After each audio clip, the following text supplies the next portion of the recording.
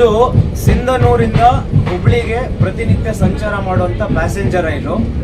ಕಳೆದ ಕಳೆದ 2-3 ತಿಂಗಳಿಂದ ಈ ಡೆಮೋ ರೈಲನ್ನು ಸಿಂಧನೂರಿಂದ ಹುಬ್ಳಿವರೆಗೂ ಬಿಟ್ಟಿದ್ದಾರೆ. ಇಡೀ ಟ್ರೈನ್ ಸಿಂಧನೂರಿನಿಂದ ಹುಬ್ಬಳ್ಳಿ ಟ್ರೈನ್ನಲ್ಲಿ ಮೂಲಭೂತ ಸೌಕರ್ಯ ಒದಗಿಸುವಂತೆ ಆಗ್ರಹಿಸಿ ಸಿಂಧನೂರು ಹುಬ್ಬಳ್ಳಿ ರೈಲ್ವೆ ಪ್ರಯಾಣಿಕರ ಸಮಿತಿ ಪರವಾಗಿ ಶರಣು ಪಾಟೀಲ್ ಅವರು ಮಾತನಾಡುತ್ತಾ, ಟ್ರೈನ್ ನಂಬರ್ 1730 ಹುಬ್ಬಳ್ಳಿ ಎಕ್ಸ್ಪ್ರೆಸ್ ಪ್ರತಿನಿತ್ಯ ಸಿಂಧನೂರಿನಿಂದ ಹುಬ್ಬಳ್ಳಿಗೆ ಪ್ರಯಾಣ ಮಾಡುವ ಪ್ರಯಾಣಿಕರಿಗೆ ಮೂಲಭೂತ ಸೌಕರ್ಯಗಳಾದ ಶೌಚಾಲಯ ಮತ್ತು ನೀರಿನ ವ್ಯವಸ್ಥೆ ಇರುವುದಿಲ್ಲ.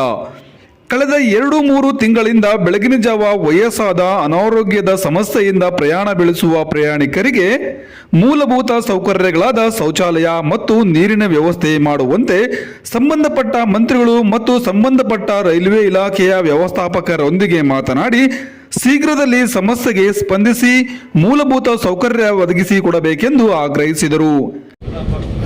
ಇದು ಸಿಂಧನೂರಿಂದ ಹುಬ್ಳಿಗೆ ಪ್ರತಿನಿತ್ಯ ಸಂಚಾರ ಮಾಡುವಂಥ ಪ್ಯಾಸೆಂಜರ್ ರೈಲು.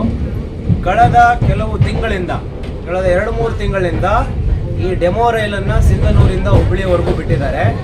ಇಡೀ ಟ್ರೈನಲ್ಲಿ ಒಂದೇ ಟಾಯ್ಲೆಟ್ ಇದೆ.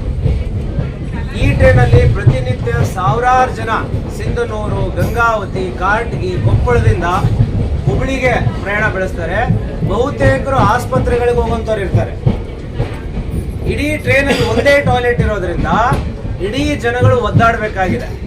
ನಾವು ಈ ಮೂಲಕ ಸಂಬಂಧಪಟ್ಟಂತ ರಾಜಕಾರಣಿಗಳಿಗೆ, ರೈಲ್ವೆ ಸಚಿವರಿಗೆ, ಕೊಪ್ಪಳದ ಸಂಸದರಿಗೆ ಮತ್ತೆ ಸ್ಥಳೀಯ ರಾಜಕಾರಣಿಗಳು, ಅದೇ ರೀತಿ ರೈಲ್ವೆ ಸಚಿವರಿಗೂ ಸಹ ಮನವಿ ಮಾಡ್ಕೊಳ್ತಾ ಇದ್ದೀವಿ. ಕೂಡಲೇ ಈ ಟ್ರೈನಲ್ಲಿ ಸರಿಯಾದ ಟಾಯ್ಲೆಟ್ ವ್ಯವಸ್ಥೆಗಳನ್ನ ಮಾಡಬೇಕು. ಇಲ್ಲ ಅಂದ್ರೆ ಟ್ರೈನನ್ನು ಬದಲಾಯಿಸಬೇಕು. ಯಾಕಂದ್ರೆ ಅನೇಕ ಜನ ಇದರಲ್ಲಿ ಪ್ರಯಾಣ ಮಾಡ್ತಾರೆ. ಯಾವುದೋ ಒಂದನ್ನ ಟ್ರೈನನ್ನು ಹಾಕಿ ಕನಿಷ್ಠ ಸೌಲಭ್ಯಗಳನ್ನ ಕೊಟ್ಟಿಲ್ಲ ಅಂದ್ರೆ ಇದು ಜನಗಳಿಗೆ ಮಾಡ್ತಾ ಇರ್ತಕ್ಕಂಥ ದ್ರೋಹ ಆಗ್ತದೆ. ಹಾಗಾಗಿ ಕೂಡಲೇ ನಮ್ಮ ಸಂಬಂಧಪಟ್ಟ ಎಲ್ಲ ರಾಜಕಾರಣಿಗಳು ಮತ್ತೆ ಮುಖ್ಯವಾಗಿ ಸ್ಥಳೀಯ ಸಂಸದರು ಮತ್ತೆ ರೈಲ್ವೆ ಅಧಿಕಾರಿಗಳು ಎಚ್ಚೆತ್ತುಕೊಂಡು ಈ ಸಮಸ್ಯೆನ ಬಗೆಹರಿಸಬೇಕು ಅಂತ ನಾವು ಈ ಟ್ರೈನಲ್ಲಿ ಪ್ರಯಾಣ ಮಾಡುವಂತ ಎಲ್ಲ ಸಾರ್ವಜನಿಕರ ಪರವಾಗಿ ಮನವಿ ಮಾಡ್ಕೊಳ್ತಾ ಇದ್ದೀವಿ. ವಾಶ್ರೂಮ್ಸ್ ಇಲ್ಲ. ಏನೋ ಸಿಂಧನೂರು ಹುಬ್ಳಿಗೆ ಒಂದು ಟ್ರೈನ್ ಕೊಟ್ಟಿದ್ದಾರೆ ಅಷ್ಟೇ. ಇದರಲ್ಲಿ ಏನು ಬಹಳ ದೊಡ್ಡ ಫೆಸಿಲಿಟಿ ಇಲ್ಲ.